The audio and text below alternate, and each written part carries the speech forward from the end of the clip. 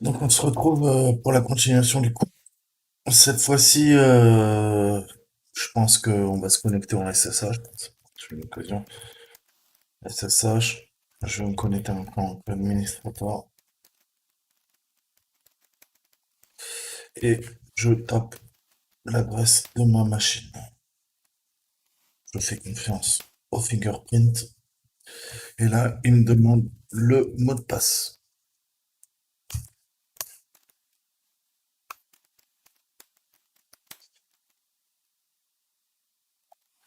Ok, donc on est connecté en SSH. Cette fois-ci, il n'y a pas de GUI, d'interface graphique.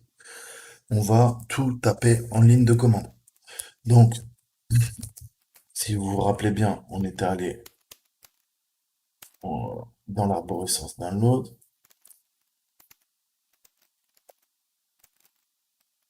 Oh, il y a de la latence. Truc de ouf.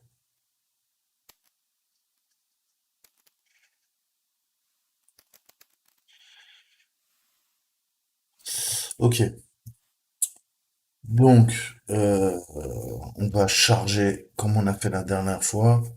On va donc faire notre bypass et reprendre l'exercice où on en était. Donc, on va faire un PowerShell exact.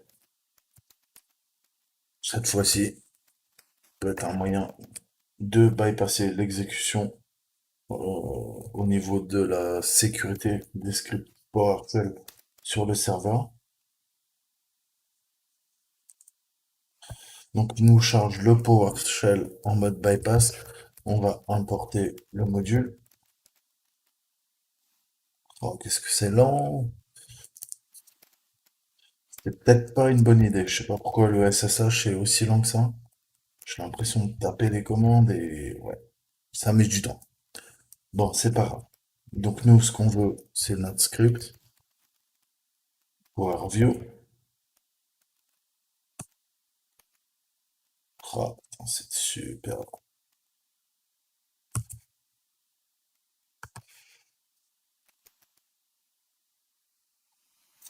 Et donc, on avait vu qu'on s'était arrêté au share. Au share, pour mémoire, on avait fait une vogue avec sharefolder.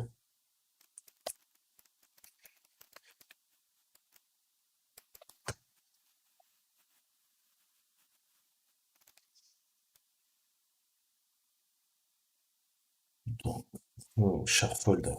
Wow. Sharefinder.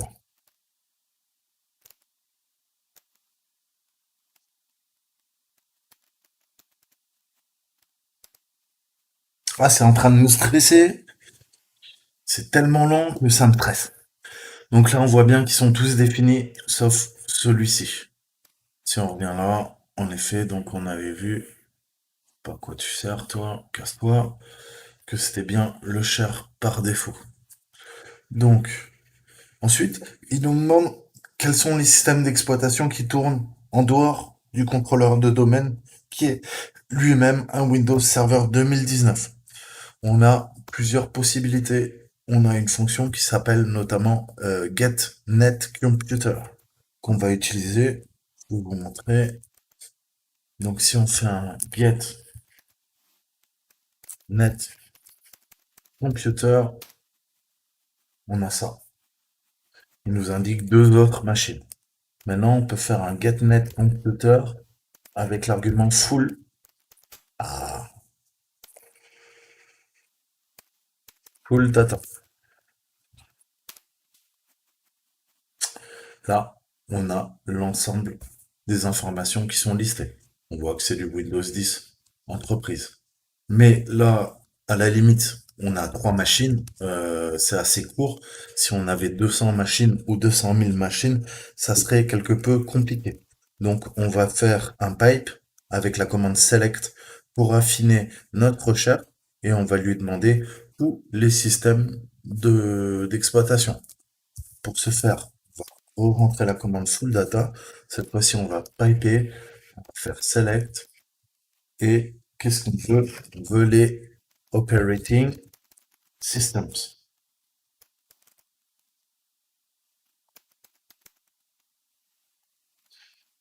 et on les vaut tous wildcard, Astérix. Et là, on voit qu'on a bien rattaché au contrôleur de domaine, qui est le Windows Server 2019, deux machines qui sont Enterprise Evaluations.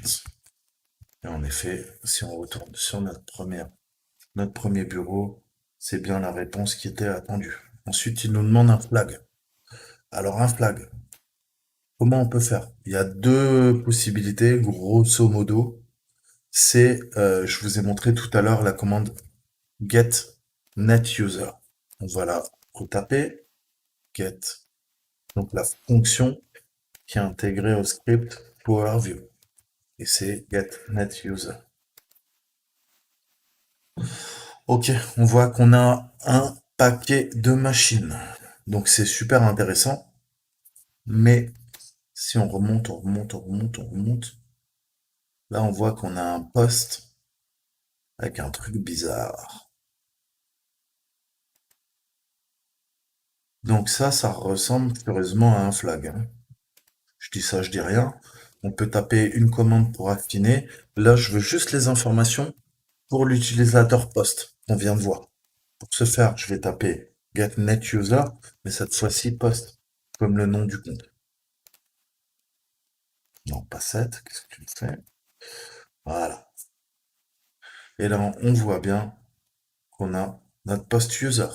Au tout début, si vous vous rappelez bien, on a fait un get net user et on a fait notre select en pipant sur les common names, les CN.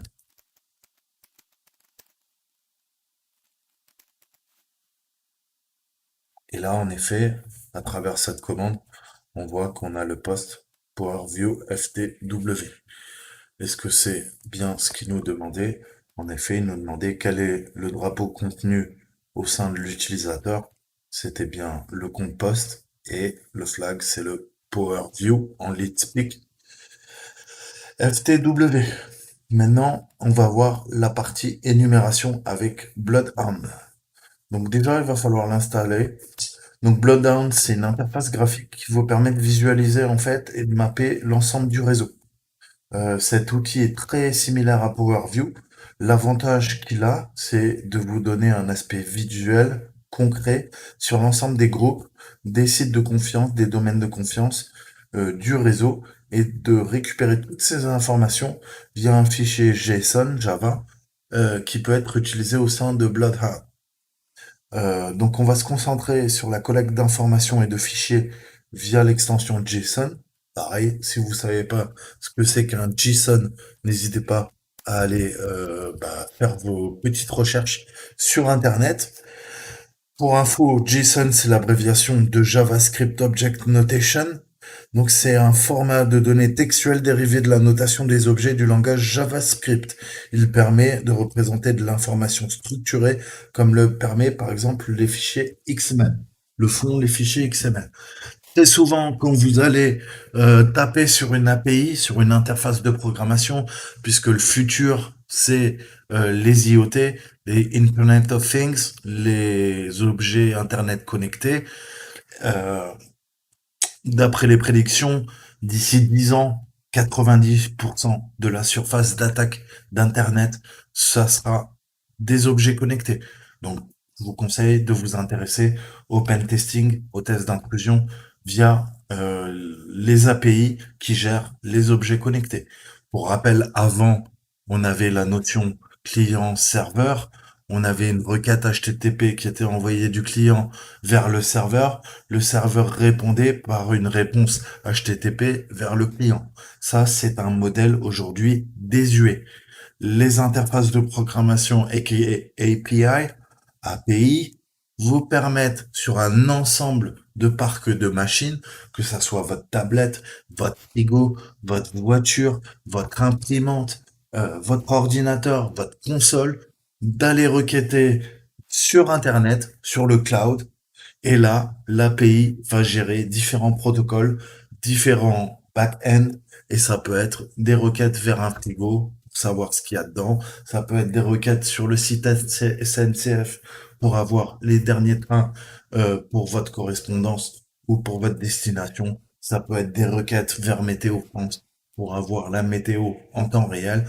Donc aujourd'hui, tout le monde utilise des API. Twitter, Facebook, YouTube, tout ça, ce sont des interfaces de programmation. Ça permet d'aller requêter. Donc elles ont leurs avantages comme elles ont leurs défauts.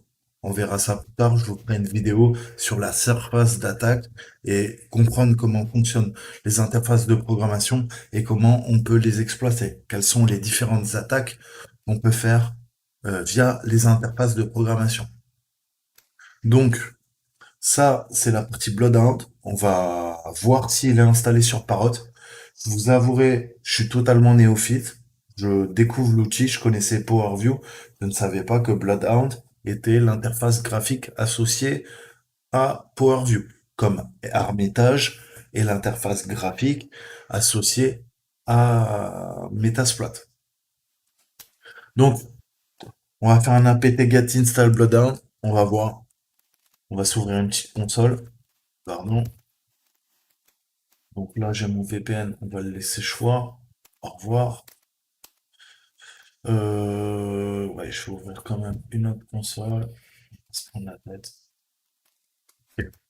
Donc là, si je fais Blood,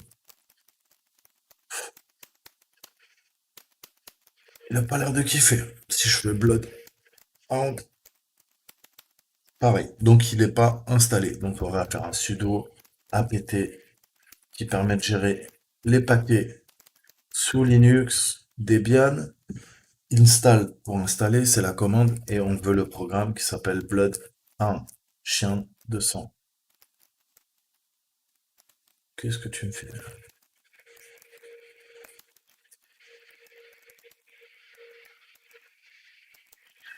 Sans espace et avec un install, ça sera peut-être mieux.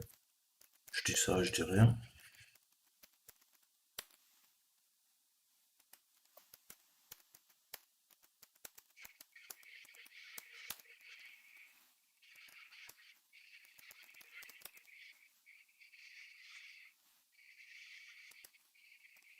Ok.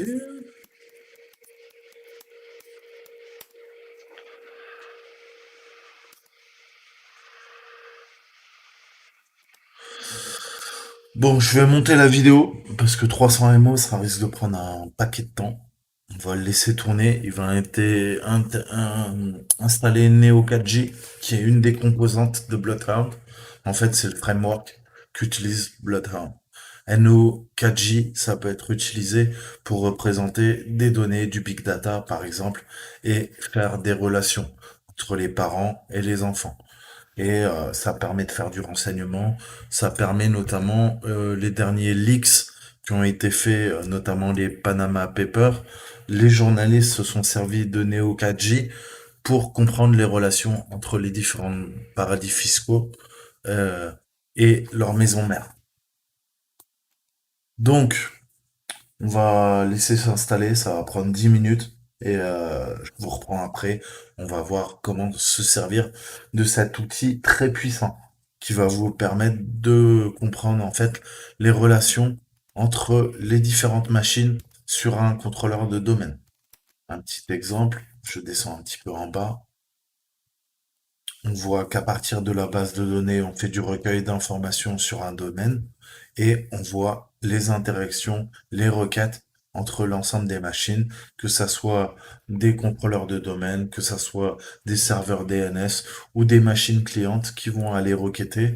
Et pour le hacker, ça va permettre de comprendre en fait qui fait quoi et quel est le chemin le plus court pour aller attaquer des cibles de haute valeur. On perd tout le temps à attaquer des cibles de haute valeur. On commence par des cibles de basse valeur et on va aller attaquer les cibles de haute valeur qui centralisent l'ensemble des informations, des services, des requêtes, des machines et du contrôleur de domaine qu'on veut taper dans l'entreprise. Voilà. Donc on reprend tranquillo. Donc j'ai fait un apt-get install bloodhound, chien de sang, et maintenant on va voir un petit peu comment déjà on va paramétrer la console Neo 4J. pour pouvoir ensuite lancer et accéder à Chien de Sang. Alors, on va faire un Neo 4G console qui devrait être installé maintenant.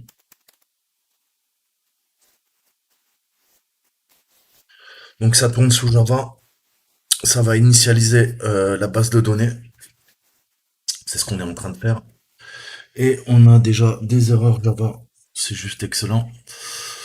Qu'est-ce qu'ils nous disent? Ok, il faut les droits.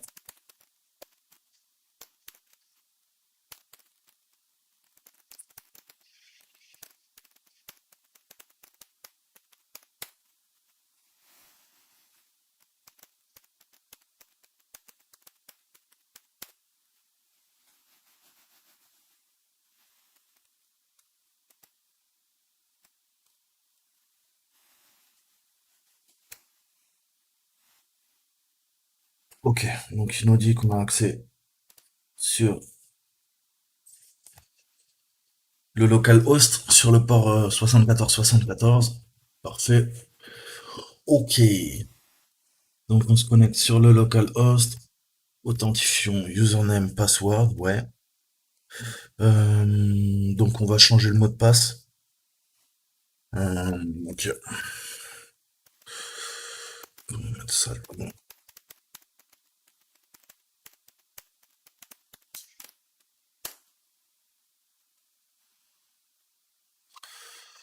Ok, donc il faudrait peut-être ça.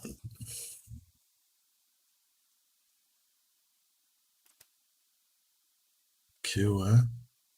Serveur connect, ouais, c'est le même truc. Donc il me faut les default credentials, je pense. C'est quoi les mots de passe par défaut? On va essayer Neo 4J, Neo 4J.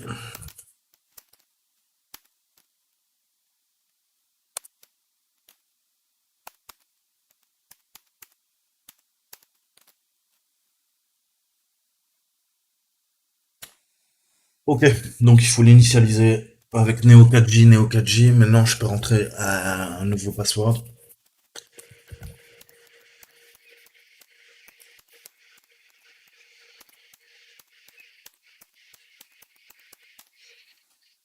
Euh, Ok, donc là on est connecté à Neo 4J qui nous permet en fait de gérer, de générer des graphes. Donc des graphes, ça peut être des données qu'on a récupérées à partir du big data. Ça peut être des fichiers réseau, Wireshark, fichiers PCAP, qui vont nous permettre de mapper l'ensemble d'un réseau et de sa surface d'attaque.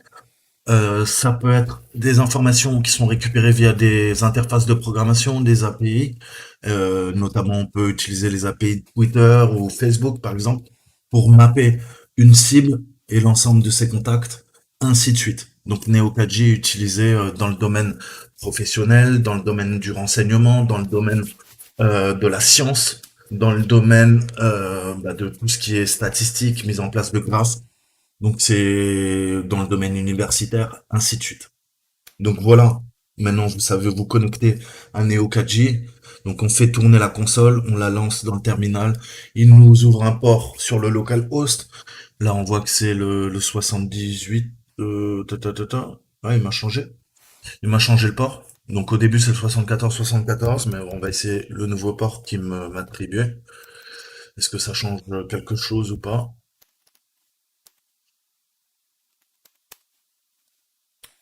Ok, là ça reset. Bon bah on va prendre le port par défaut. Bon, j'espère qu'il a enregistré mon truc. Bon, quoi qu'il en soit, ça y est, on a initialisé donc Neo 4J. Donc là on est bien. Maintenant, on va s'occuper de Chien de sang. Donc Bloodhound. Donc c'est parti, on va le lancer avec les droits.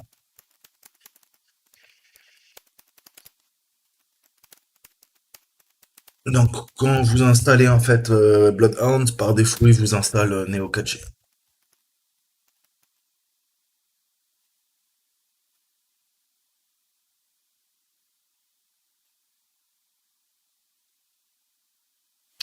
Donc là, il charge la GUI, on arrive dans Bloodhound, et donc là, ouais, il a pris le nouveau port. Et là, on va utiliser notre nouveau mot de passe. Le username, c'était bien Neo4j. On va lui demander de sauvegarder et je vais rentrer le mot de passe que j'ai modifié.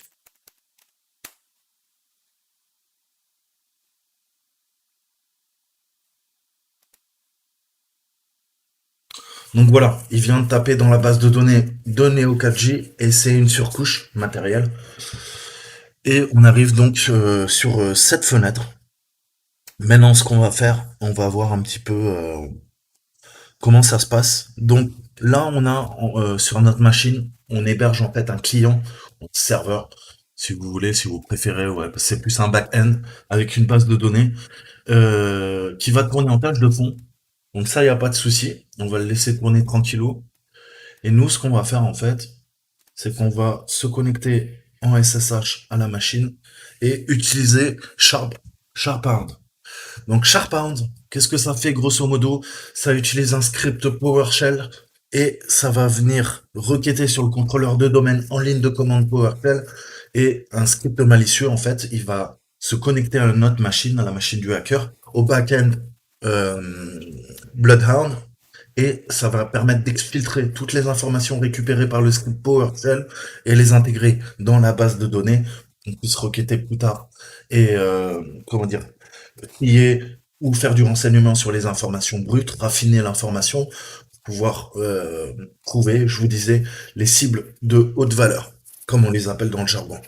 Donc tout ça, ça va nous intégrer sous la forme visuelle qui est beaucoup plus parlant que de simples lignes de commande comme on a vu avec PowerView, où là il faut interpréter ligne par ligne et c'est pas mal, c'est très pratique. Mais si on peut avoir une surcouche graphique, là on a la GUI, on a la graphic user interface, on va voir que les données sont beaucoup plus parlantes. Parce que sous forme de graphe, on voit tout de suite les corrélations entre les différents acteurs. Donc, on va lancer le bousin. Je vais lancer la VM. On va la déployer. On va se connecter en SSH et on va voir un petit peu comment ça se passe. Donc on va re-rentrer notre commande PowerShell EP bypass ou exec. Ça fait aussi le taf. On va exécuter le script Power PS1. Et à partir de là, on va pouvoir invoquer Bloodhound et demander de récupérer tout ce qu'il y a via la méthode collection qui va venir récupérer les groupes, les sessions, les personnes connectées sur le contrôleur de domaine, les trusts, donc les certificats de confiance et les domaines de confiance, les ACL, tout ce qui est accréditation, sécurité, les objets, les groupes locaux, les SPNT target, pardon, et tous les containers. Donc c'est super utile. Et en fait, comment vous dire, ça va tout mettre sous forme d'un fichier zip qu'il appelle loot. Et le loot appairé va être en fait utilisé par la base de données. Elle va le dézipper, elle va l'intégrer en base et on va récupérer tous les objets et les sessions. Vous voyez, ça va être intégré dans la base de données de Bloodhound. Et à partir de là, on va pouvoir faire des nodes. On va pouvoir mapper toutes les informations récupérées sur la machine. Donc, c'est super utile. Donc, le SPN Target, en fait, c'est le Service Principal Name. Donc, c'est un service, une fonctionnalité. C'est comme un petit peu un logiciel qui est utilisé en environnement Active Directory. Il faut comprendre la notion de service au sein d'une Active Directory. Un service, c'est en fait une fonctionnalité, un logiciel, quelque chose qui peut être utilisé par d'autres membres de l'Active Directory. On peut avoir, par exemple, je sais pas, un serveur web ou un partage réseau, un service DNS, un service d'impression. Pour identifier un service, nous avons besoin de deux éléments à minima. Le même service peut tourner sur différentes machines, c'est pas un problème. Il faut donc lui spécifier la machine. Et une machine qui peut héberger plusieurs services, il faut donc évidemment lui spécifier le service. Donc en combinant ces informations, nous pouvons désigner un service de manière précise. Cette combinaison représente son service principal. Donc c'est Service Principal Name, SPN. SPN. Donc il se représente ainsi. Donc on a classe du service. Je vais vous le taper là, que ça soit plus parlant. Qu'est-ce qui m'a fait coucou? Ouais, vas-y, réduis. Donc on a, en gros, c'est sous la forme de classe du service. Hostname ou le FQDN. Donc, la classe du service est en fait un nom un peu générique qui correspond au service. Par exemple, tous les serveurs web sont regroupés dans la classe www. Les services SQL sont dans la classe SQL Server et ainsi de suite. Si jamais le service présente un port particulier ou si on veut le préciser pour éviter toute ambiguïté, on peut l'ajouter à la fin. Par exemple, là, je vais mettre port 8080. Là, on définit le port. Enfin, un nom peut être donné au SPN. Mais c'est tout à fait arbitraire ou optionnel. Vous n'êtes pas obligé. Et là, je vais l'appeler service de la mort qui tue.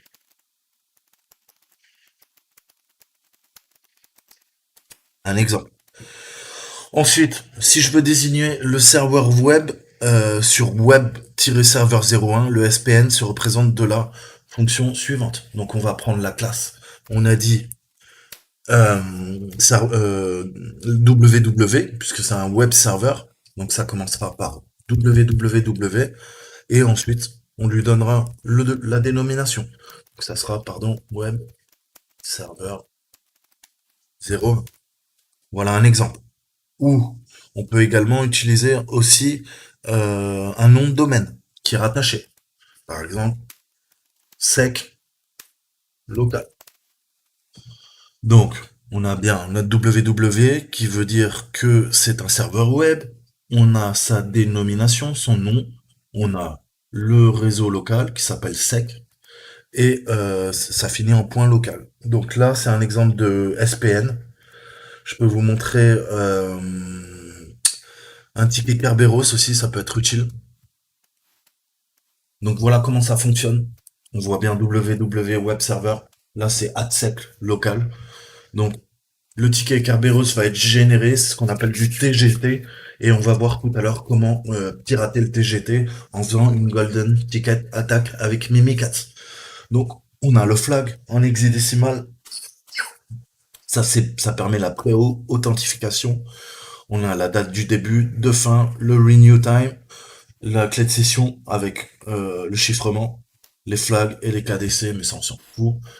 Et pour bien vous montrer un petit peu le principe, on va voir Kerberos TGT rapidement. Donc c'est une authentification en C handshake. On va voir un petit peu comment ça se passe. Donc voilà, on a quatre composantes. On a le serveur KS, on a le serveur client, c'est le KC, on a le KGTS, lui, il émet les tickets, et là, on a le core, le noyau, qui est le KGTS TC, c'est le centre de distribution des clés. Donc comment ça se passe? Très rapidement, le client va se connecter au service d'émission du ticket pour la pré-authentification. La pré-authentification va vérifier avec le serveur que la ressource est disponible. Le serveur renvoie une autre clé de chiffrement qui va être renvoyée au client. Là, c'est la pré-authentification. Une fois que la pré-authentification est faite, le client se connecte au serveur KDC avec une autre clé de chiffrement. Et là, il valide la fin de la transaction. Le KDC vérifie que les ressources sont disponibles et que le client s'est bien pré-authentifié auprès du service d'émission de tickets. Et si c'est le cas, il renvoie le ticket TGT finalisé. Avec le ticket TGT finalisé, le client peut enfin accéder aux ressources qu'il a besoin sur le serveur distant. Voilà, on va faire très simple. Après, vous voulez creuser, c'est utiliser Kerberos, c'est un système qui est utilisé en entreprise, à savoir, et c'est vraiment très très utilisé. Donc il faut bien comprendre comment on se connecte. Donc pré-authentification à l'AS. L'AS c'est Authentication Server, serveur d'authentification. Ensuite, on voit qu'il y a la deuxième étape, avec le serveur d'émission de tickets TGTS. Donc il vérifie le ticket et enfin la troisième, là il y a le ticket TGT qui est créé et il peut enfin se connecter par exemple à un serveur d'impression. Donc le KDC, c'est ce qu'on va essayer de pirater, c'est le centre de distribution des clés. Donc là vous avez tout l'aspect cryptographique qui vous est expliqué. C'est bon à savoir, même si vous voulez pas rentrer dans la partie mathématiques et crypto, comprendre déjà les trois étapes de chiffrement. C'est important. Sans rentrer après dans les détails, parce que moi je vous avouerai non plus, je suis pas un matheux. Pas encore. Faudra que je m'y mette. Donc voilà, grosso modo, comment ça se passe. Bon, ça c'était, j'extrapolais, hein, c'était vraiment encore une fois pour, pas pour meubler, mais pour que vous ayez entre guillemets les bases. Bon, maintenant on a notre serveur, on va pouvoir attaquer. Donc là, on va lancer une connexion en SSH.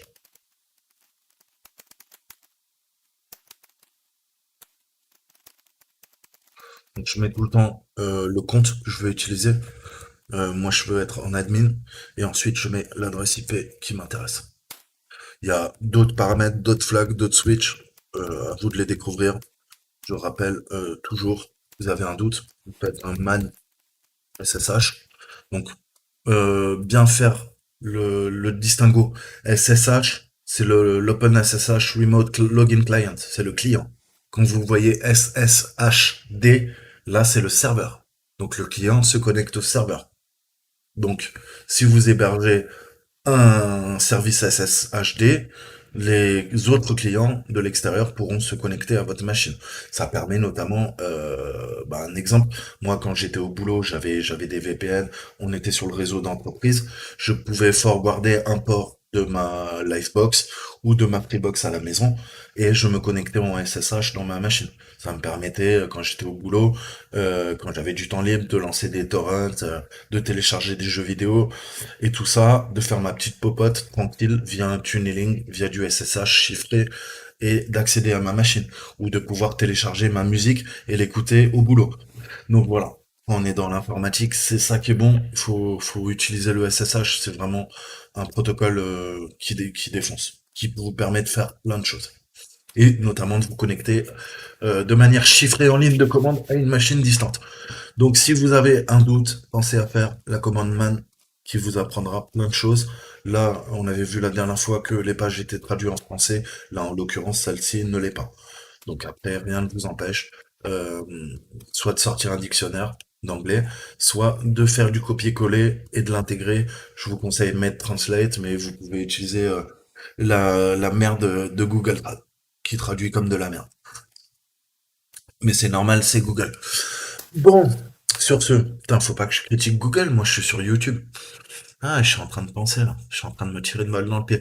Ouais, oubliez tout ce que j'ai dit, Google c'est très bien, c'est excellent, c'est la meilleure société au monde, avec Apple, avec tout ça. Tous les GAFAM, je les aime, on leur fait des bisous d'ailleurs. Bon, revenons à nos moutons, parce qu'on rigole, mais... Hein, rentrons dans le vif du sujet. Donc toujours, il demande le fingerprinting. Le fingerprinting, c'est le certificat en SHA-256. Sans certificat, vous ne pouvez pas autoriser la communication et prouver votre identité. Donc, pour rappel, moi, j'héberge une clé de chiffrement qui est privée, qui est sur mon ordinateur, que j'ai générée à l'installation de mon Linux. Donc, pour rappel, c'est la commande SSH keygen, K-E-Y-G-E-N. Et ensuite, vous rentrez un mot de passe si vous voulez protéger votre clé. Sinon, vous la laissez telle quelle. Elle s'installera dans votre répertoire courant. Si vous le faites avec votre compte utilisateur, ça sera un fichier caché, donc avec un point qui s'appellera SSH et qui est moi dans mon home saltimbanque. Si vous le faites en tant que root, administrateur de la machine, ça sera un répertoire caché avec un point toujours et qui sera dans le répertoire racine root sur Linux. Voilà. Sur Windows, c'est un peu pareil. Je crois qu'il a la racine de C si vous êtes admin, et il est sinon dans Program Files, dans User, le nom de votre utilisateur, et dans un fichier caché. dans l'arborescence où il y a votre bureau, les documents, les images, la musique, les vidéos, etc., etc. Donc là, il vérifie ma clé privée avec la clé publique du contrôleur de domaine. Et là, on s'identifie avec le CDSA. Et on arrive sur la mire de connexion. Et là, il nous demande le password. Donc là, je reprends le password. Donc je sais qu'il y a plein de trucs que vous devez connaître sûrement ou pas, mais je prends le temps de développer parce que je ne connais pas le comment dire le niveau de compétence de vous, mes auditeurs, mes abonnés. Je suis sûr qu'il y a des gens qui sont bien plus calés que moi. Je suis sûr qu'il y a des gens qui débutent ou qui font ça par passion, qui sont peut-être pas informaticiens. Donc voilà, c'est pour ça que je prends le temps de détailler. Et encore une fois, si vous voyez que je dis des bêtises ou je fais des erreurs, venez converser, pardon, dans les commentaires et on discutera plus amplement. Donc je rappelle aussi ma page Facebook, si vous voulez rejoindre les pentesters francophones. Il y a une page associée avec un groupe de hackers, de pentesters, et puis j'ai plein de groupes en anglais sur Facebook, et j'ai pas trouvé une bonne petite communauté en français. Il y a beaucoup de black hats qui vendent leurs services sur Facebook, ça m'intéresse pas trop, parce que c'est la partie du hacking qui me plaît pas trop, faire de l'argent sale. Donc moi, voilà, c'est la partie, on va dire white et grey hat. Et si vous voulez venir nous rejoindre, vous m'envoyez une petite invite. Donc c'est, je rappelle, Saltimbanque le hacker. Tapez ça dans le moteur de recherche Google, Facebook, et vous allez me trouver. Voilà, voilà, c'est parti. Donc là, on est sur le contrôleur de domaine. On va rentrer dans le vif du sujet.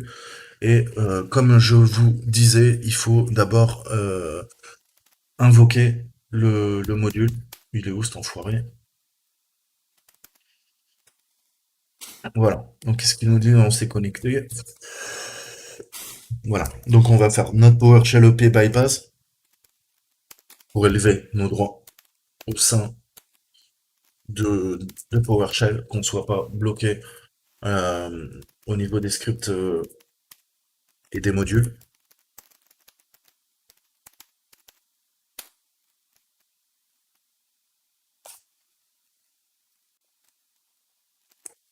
Ensuite, on va activer SharpShard. Donc là, on peut le faire en effet.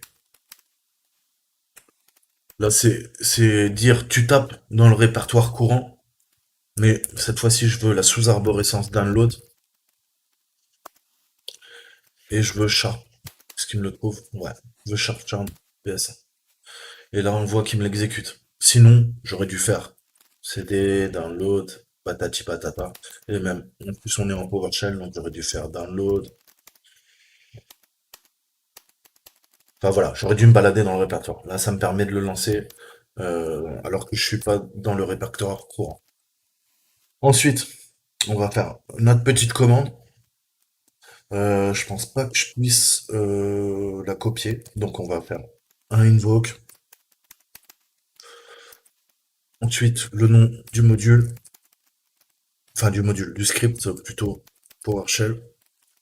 Donc on va faire un collection, toujours en camel case. Donc collection, je passe au second mot, donc en majuscule, c'est la méthode. On invoque la méthode collection qui est présente dans le script PowerShell qui s'appelle la fonction main. En fait, c'est invoke bloodhound dans SharpShard. Si vous regardez le code source, il y a la main, donc la fonction principale, c'est invoke bloodhound. Et ensuite, là, qu'est-ce qu'on fait avec ce paramètre? En fait, on invoque une méthode qui est présente dans la fonction principale. Donc, on veut quoi? On argument met tout. Ensuite, on va passer à un autre paramètre. On veut les domaines. Donc là, on a vu que le contrôleur, c'est en majuscule. Pourquoi? Parce que si vous vous rappelez au tout début, voilà, il nous dit de nous connecter. Et en effet, le nom de domaine, c'est contrôleur majuscule. Moi, je me suis connecté avec ces identifiants. Donc, pareil, pensez aux majuscules. Et si on avait fait, vous vous rappelez la précédente vidéo, quand on avait fait notre get net user, on avait vu qu'il y avait des machines qui tournaient et c'était en point local, en fait. Les trois machines. Il y avait le Windows Server 2019 sur lequel on est, qui est le contrôleur de domaine, et il y avait deux Windows 10 Enterprise Evaluation, et c'était ces deux autres machines. Donc ces trois machines étaient sur contrôleur point local. Mettez bien le point local, sinon ça ne marche pas. Ensuite, qu'est-ce qu'on veut? On veut un fichier sous forme de string, donc un nom de fichier avec un zip. Et là, on peut l'appeler boot, on peut l'appeler un cadeau.zip.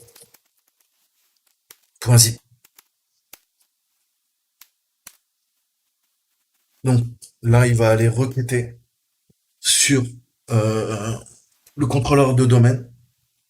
Donc, il va compresser ça sous forme de fichier zip et il nous l'envoie. euh, il va nous l'envoyer en principe sur notre serveur avec la base de données Neo 4J. Alors, qu'est-ce qu'on peut faire? On va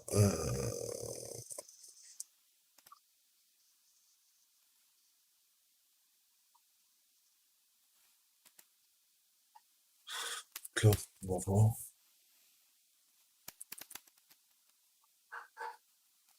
Ok.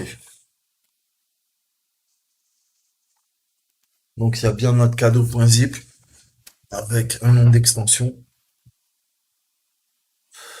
On va faire ça. Ok. Donc je reviens sur ma machine. Là, on va utiliser SCP qui permet un transfert en SSH. Mais il faut activer le root. Donc, pour ce faire, je vais aller dans mon UTC, SSH, et on va modifier la configuration de mon serveur SSH.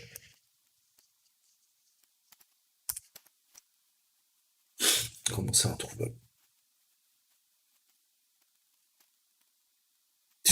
Voilà. Donc, il y a un truc qui s'appelle permit root login. Il va falloir le trouver.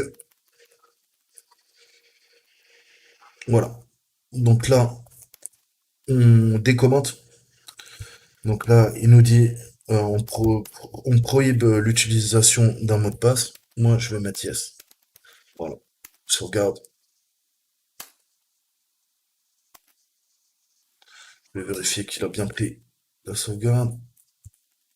Ok. Maintenant, on va démarrer le service. Donc, on va faire un sudo système où vous pouvez utiliser. Vous n'êtes pas obligé d'utiliser systemctl. Vous pouvez utiliser service. Et on va lui demander d'ouvrir un socket pour le SSH. Voilà. C'est maintenant chose faite. On va se connecter à notre machine. Donc, on retourne.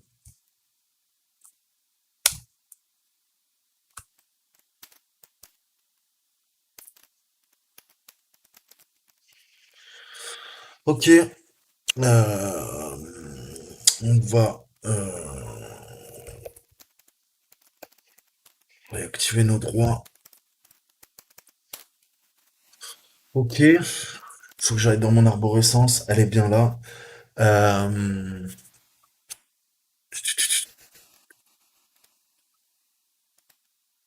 Parce que le MV il passe pas là. Si. Ouais, je renommerai plus tard. C'est pas très grave. Si. C'est tout. Donc, maintenant, on va se faire la connexion via le SCP. On va tout copier. Donc, SCP, je travaille dans le répertoire courant. Je veux le fichier 2020. Donc, ça commence par la date et l'heure. Cadeau zip, on est d'accord? Donc, ça, c'est ce qu'on lui demande. Et on va l'intégrer à notre machine. Donc, moi, mon adresse, c'est la 18 17 230. Regardez, il a pas changé l'adresse IP quand même. 18 17 230.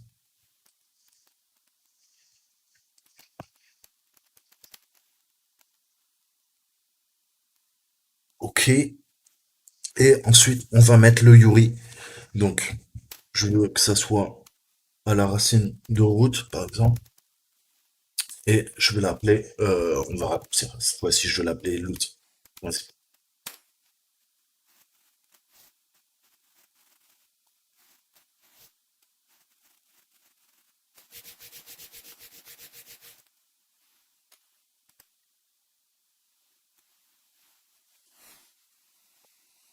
Donc, qu'est-ce qu'il fait? Vas-y, casse. Ok.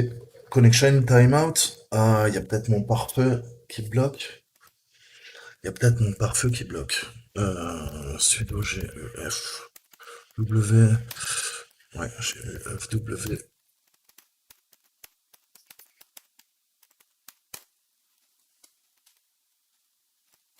Ah, il va falloir dormir la nuit, mon gars.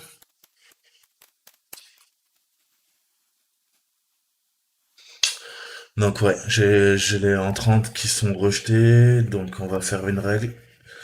On va ouvrir. On veut autoriser en entrée catégorie quoi, c'est du réseau. Sous-catégorie transfert de fichiers. On voit. Et là, il me met que FrostWire. C'est pas le temps. Système. Ah, ça m'énerve ce truc. Vas-y. Non. Ok, port du service. 22. Ok. Les deux. Ouais, les deux en TCP, en entrée, autorisé. Et on va l'appeler SSH. Ajouter.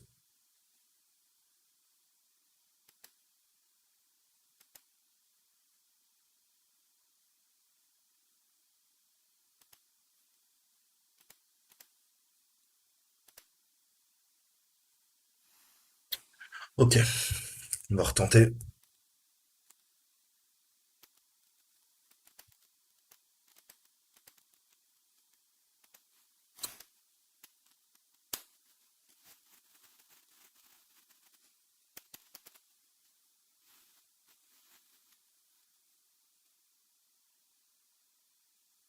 Ah putain. Ah, j'ai oublié mon route. Ah, non, ça fait tellement longtemps que je l'ai pas utilisé. Allez, c'est pas grave, on va le réinitialiser. Désolé. C'est ça quand on dort pas trop la nuit.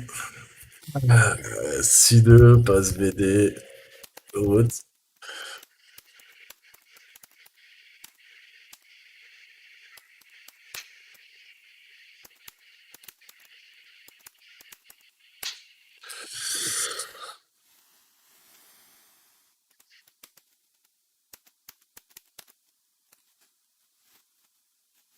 Ok.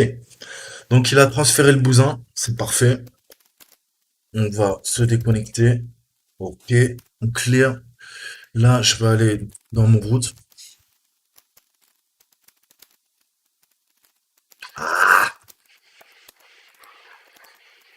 Et là, j'ai mon loot zip. Le loot zip, je vais lui dire, tu sais quoi, Coco, tu me moves le loot zip et tu vas me le mettre dans mon home satin. Et stop. Parfait. On réduit. Toi, t'es gentil, ouais. Maintenant, je vais hop, faire sauter la règle. Donc, franchement, si vous voulez faire les choses bien, vous n'ouvrez le port que quand vous en avez besoin. Quand vous avez plus besoin de votre service, vous fermez automatiquement le port. Vous n'attendez pas que votre pare-feu le fasse pour vous. Honnêtement, c'est ce que j'ai appris quand je travaillais pour une certaine entreprise dont on taira le nom. Hop là. Donc ça, c'est fait. Comme ça, vous réduisez votre surface d'attaque. Donc là, j'ai mon load zip. Parfait. Et là, vous allez voir que c'est plutôt bien foutu. Très simple. Donc on avait notre browser, je crois qu'on en a plus besoin. On va retourner sur la... Voilà. Donc là on a notre console Bloodhound. Je prends le loot et je drop. Et là, il va faire comment dire, de la mise ensemble des fichiers. Et ensuite, en théorie, il doit m'ouvrir une petite fenêtre. Donc on doit chercher queries,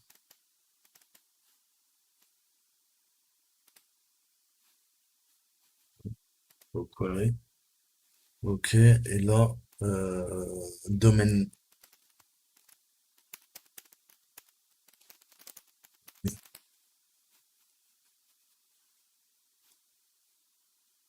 Je veux bien t'entendre.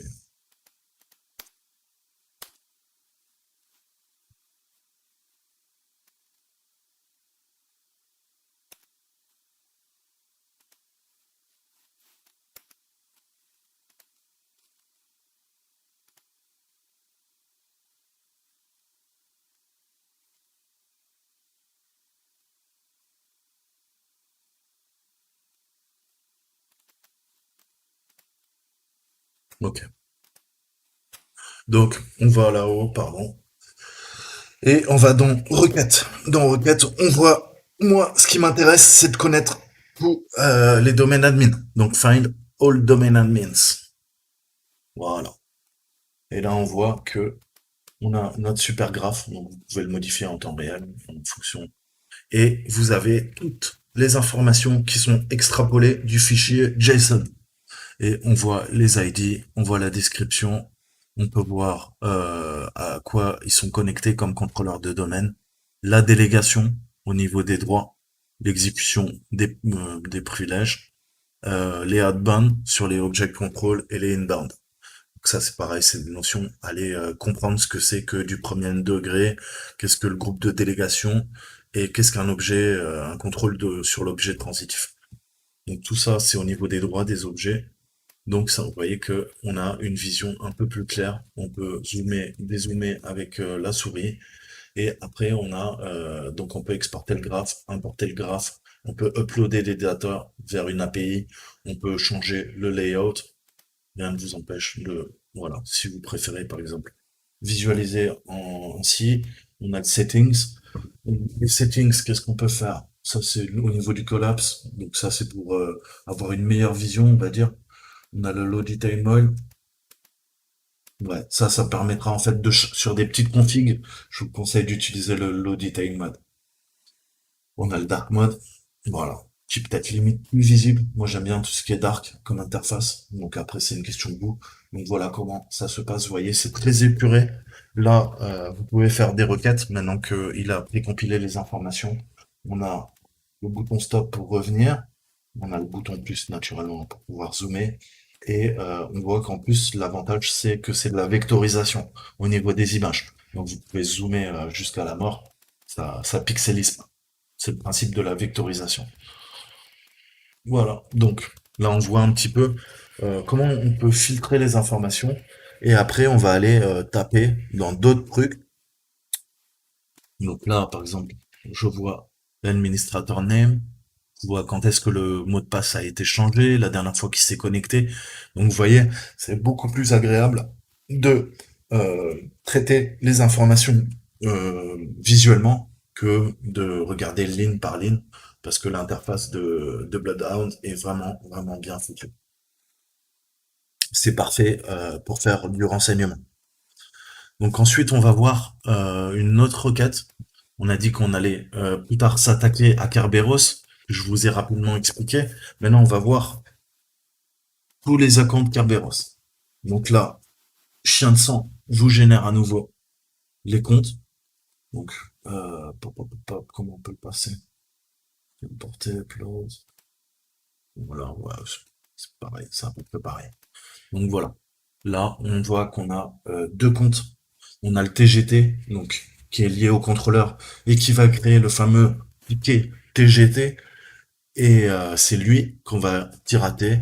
Et on a un autre qui est lié à la base MySQL. Il doit y avoir soit une machine en SQL ou soit en MySQL qui doit tourner également sur le contrôleur de données. Donc c'est du SGBD, c'est une base de données.